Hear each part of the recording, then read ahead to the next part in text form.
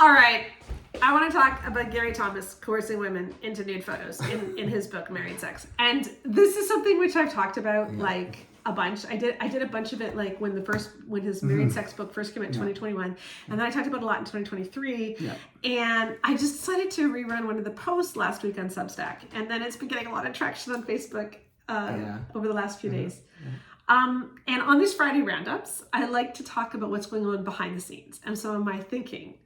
And this is just something that's really bugged me. Yeah. Like, it's really bugged me for a long time, and I want to tell you all why, okay? Yeah, it's good. So, first of all, I want to explain how he actually did coerce women into nude photos. Mm-hmm. Yeah, that's where I was going to go, right? Yeah, so, yeah. Because it's the passage in his book, Married Sex, and that book is written with Debra, Fileta, who's a licensed counselor, but they each wrote different chapters, and so this appears in a chapter that Gary wrote. So not a chapter that Deb wrote.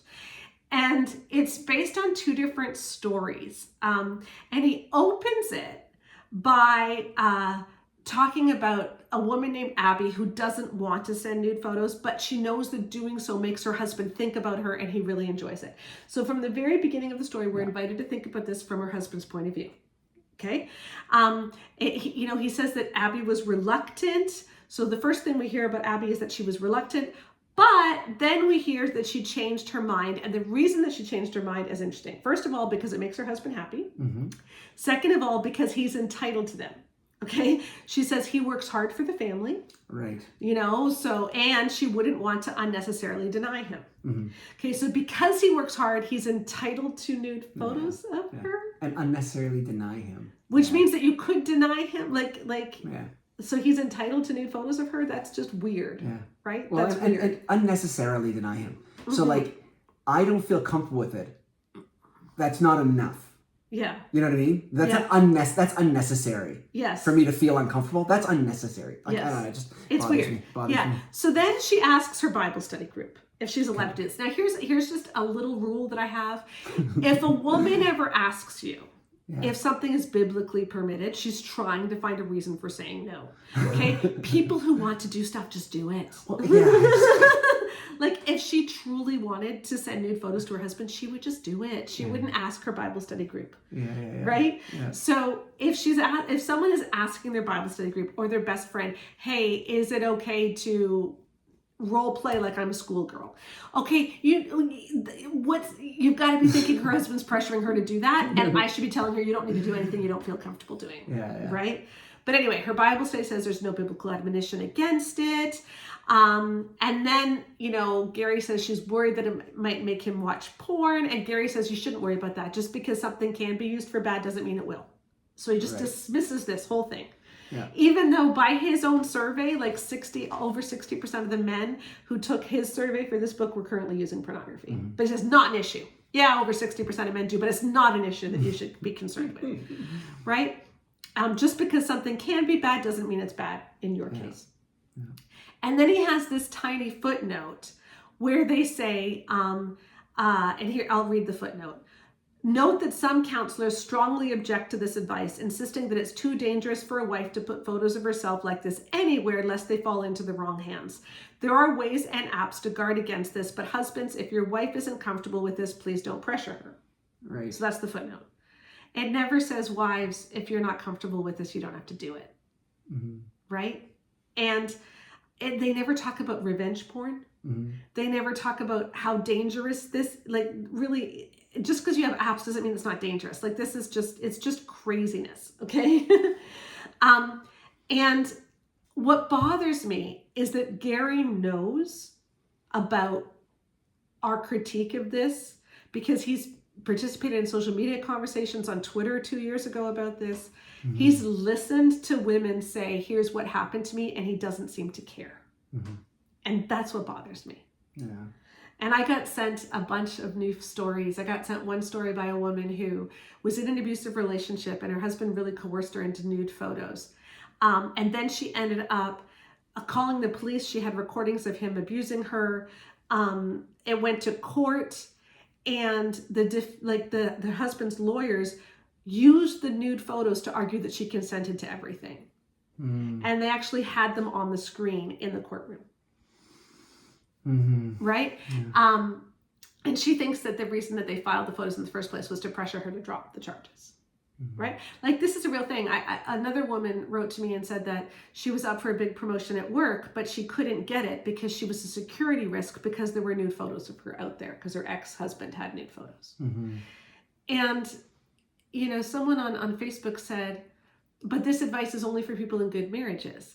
But it's like, people who are in abusive marriages don't necessarily know they're in abusive marriages, and they're the ones who are trying to fix their marriages. And so they read this book about how this can make your husband so much happier, and this will make him focus on your nude body instead of porn. And like, they think that this is going to fix it because you told them it would, right? What I thought was interesting was the pushback you always get was, he wasn't, you know, trying to coerce women. He was just saying it was something, you know, they could do if they wanted. Yeah. It's like, you know, but Abby didn't want to. Yeah, exactly, which is not true. So it's like if you actually could get them to speak honestly, this is what they would say.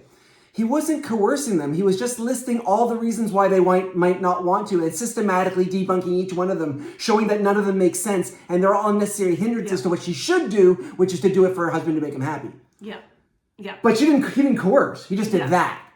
But that's coercion, and we know that's coercion, right? So, but people say this, right? And it's just, I don't understand. If something makes you feel uncomfortable, if something makes your partner feel uncomfortable, why do you want to do it? Yeah. Like, why do you want to do it? Is sex for the two of you, or is it for one of you? Yeah. You know, that if it bothers you that you're not able to do this thing, if something that's really, really special to you, then actually sit down and talk about, not so you can convince. But so you can understand, what is it? Why is it?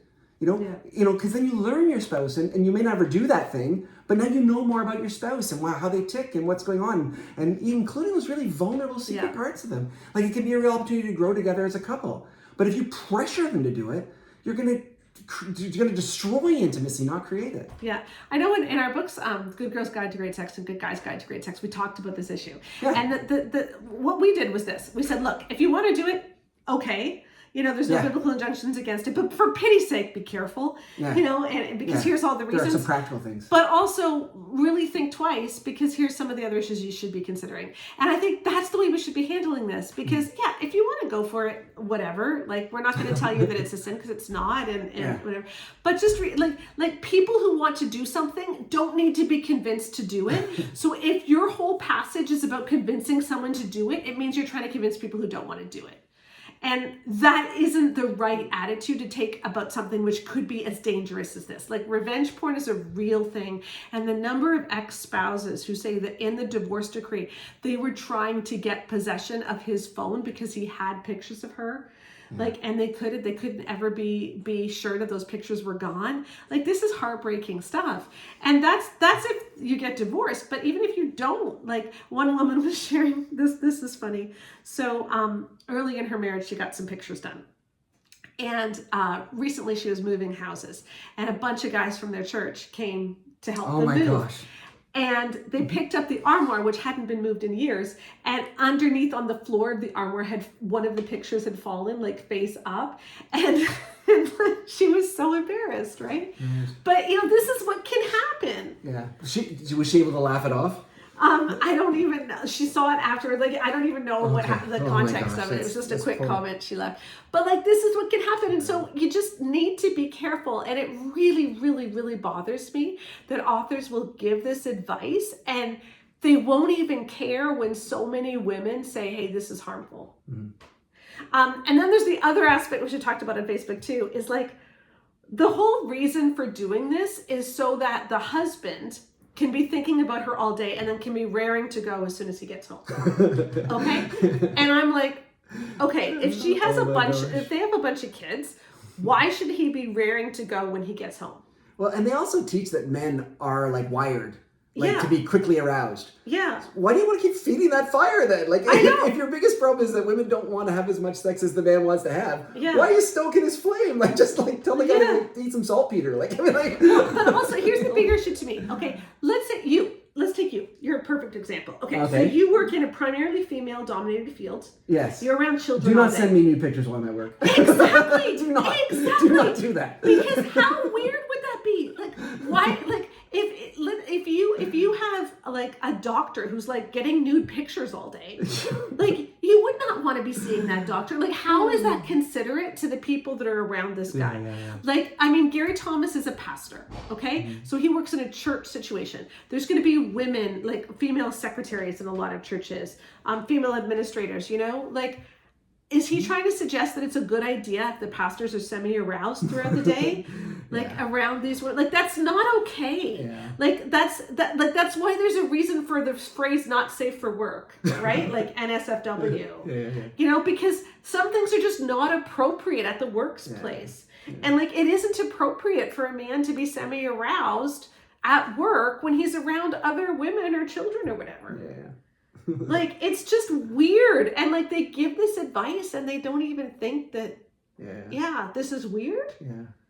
You know, I think what's happened is a lot of the evangelical world is like we were so repressed about sexuality, right? So that we don't want to be repressed anymore, but we haven't corrected the underlying unhealthy issues of how we look at women, you know, how we, you know, all that kind of stuff. And so we shot past from repression. Like, we didn't even aim toward healthy. We went off in a totally other direction. And we're like Mark Driscoll talking about like homes and stuff like that. And like all this like completely debauched, vulgar, awful stuff. He called women penis homes. Just I wasn't sure if this is safe for work or not. I don't know. But we've gone into that instead. Like, it's like we've like healthy. Yes, let's help people not feel ashamed of healthy, normal sexuality. Like, let's not have a problem with that, right?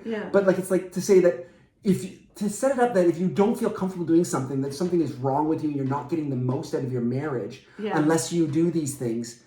Like, that is not just overshooting. Like, it's like it's in the wrong direction. It's starting from the basis that is like that sex is a transaction rather than sex is something that comes out of our relationship. Yeah, exactly. So anyway,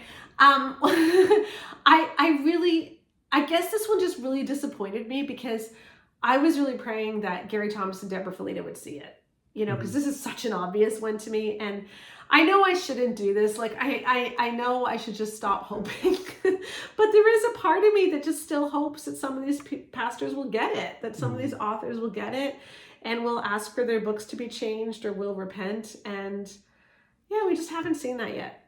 And so maybe we shouldn't be hoping anymore. Maybe we should just be realizing that it probably won't change, but I'm going to just keep producing healthy stuff and hopefully, hopefully we'll do that. Also, I gotta run. Yes, there is someone at our door, so he's gonna run to our door. But I will just end this really quick. We don't edit these, so like when people stop at our door, it's just awkward. But we are raising money right now in December to help fund Bare Marriage for the rest of for next year. And our podcast, our blog, our social media, all of that is paid for by our book royalties, our course sales, etc. So that's all great. So all of this that you watch, all the stuff that you interact with is paid for. But we have a problem, which is how do we reach people who haven't heard of us? How do we reach people who aren't part of our social media channels? And that's what we're trying to do with the Good Fruit Faith Initiative. So we are trying to get, we have 10 more academic papers in the works right now in various stages of submission, because if we can get academic papers out there, then pastors and counselors can be trained differently. So that's huge. We're working on several different translations of our work. We're doing more in Spanish this year. We want to raise some money for Armenian and Swahili. We're planning a trip to Kenya to train some women. Super fun stuff there. We're doing some podcast docu-series and some professionally made videos where we can get this stuff spread. So if you would like to partner, please take a look. We would love for you to help. The Good Fruit Faith Initiative, the Bosco Foundation, you can get a tax-deductible receipt within the United States. Or if you're willing to give it a monthly basis, you can get that tax-deductible too. But if you're not in the US and you want to join our patron group, you can join that, and that can also support us on a monthly basis. So thank you. We hope that you join us, and thank you for just being here and being so great in the comments when I'm just upset about something and I just get to spout it, and all of you are like, yeah, Sheila, you're not crazy. That really is weird. So thank you for that. Thank you for that. So even when I'm disappointed in other people, thank you for showing up and showing me I'm not crazy. Appreciate it. All right. Bye-bye. Have a great weekend, everyone.